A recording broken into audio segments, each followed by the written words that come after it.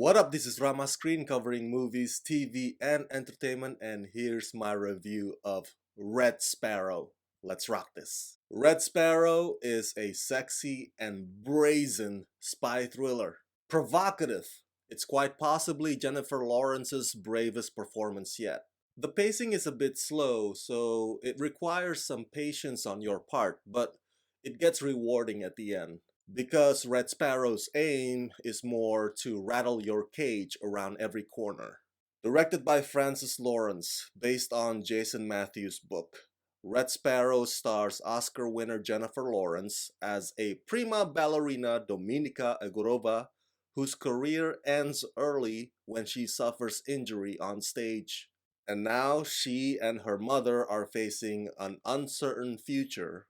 That is until her uncle, who works at the Russian Secret Intelligence Service, pays them a visit and offers her a solution by sending her to the Sparrow School for training to become the next group of beautiful people that would use their bodies and minds as weapons in service of the country.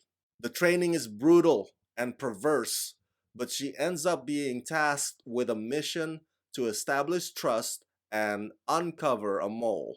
Even though the story is not set way in the past, much of Red Sparrow's tone and feel kind of harkens back to the Cold War era.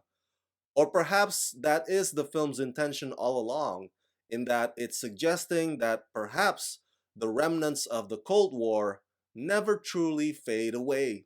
But the environment itself and the location choices in this film just seem so stereotypical, with the large, empty, open, snow covered spaces and massive, intimidating structures. Even the way the film depicts Russian elite, it plays into Hollywood's old perceptions of Russia, no matter how accurate or inaccurate they can be. Even the film score or the music by composer James Newton Howard accommodates that as well. One of the things that I do enjoy about Jennifer Lawrence's character Dominika is the fact that because her background is ballerina, which is miles away from the world of espionage, this makes her a different kind of spy. And by that I mean she doesn't do kung fu fighting like what Charlize Theron did in Atomic Blonde.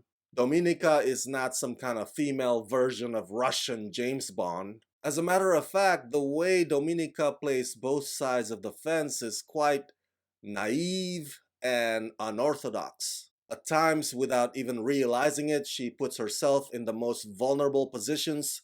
She has a lot of blind spots, which of course can bring unintended and deadly consequences. And I think that is part of this film's appeal. By the way, I think Jennifer Lawrence's Russian accent is awful. She sounds worse than that English actor Andrew Lincoln's Southern accent as Rick Grimes in The Walking Dead. A part of me kind of wishes that if only Red Sparrow had cast a newcomer from that side of the world, she doesn't necessarily have to be Russian, but this could have been an opportunity to introduce us to a potential new acting force. But that said, Jennifer Lawrence does have that certain sensibility that's perfect for some of this film's most bold, daring, and sometimes graphically shocking moments. Jennifer Lawrence is gorgeous, no doubt about that, which fits the whole program of using seduction as a tool. Her character Dominika has a temper, and Jennifer Lawrence executes that vigorously. But way more important than that, as I said earlier, because Dominika doesn't have years of spy experience under her belt, so I think Jennifer Lawrence does a good job of nailing down that whole process of transitioning from fear to toughening up while frequently and unintentionally stumbling along the way. Red Sparrow's cinematography by Joe Williams is exquisite, and even though I'm not the biggest Francis Lawrence's fan, I have to give him credit for some of his directing choices in this film that pits discomfort against sadism. Friendly reminder, Red Sparrow is rated R for strong violence, language, sexual content, and graphic nudity. So when you come into the screening, you need to come in with the understanding that you're about to see a spy thriller that doesn't care if you consider it to be mean and unusually cruel. Red Sparrow has twists and turns that I won't spoil here for you because this is a spoiler-free review. I haven't read the book by Jason Matthews, so I can't tell you whether or not the film alters the ending in any shape or form. But without revealing details, let me just say that I personally would not describe the twists and turns in Red Sparrow as particularly clever. I think what Red Sparrow does is not much different than the twists that some other movies have done in the past, and there's no really Sixth Sense moment here. But it does make sense to Dominica's overall story. So I think that is what matters ultimately. As far as the film's ideological themes go with Russia versus America, as you know, it gets even more relevant now with the whole Russia-Gate election collusion that you've been hearing on the news lately. But I think Red Sparrow lacks nuances because nothing is ever black and white in the world of espionage. Both sides have their hands dirty.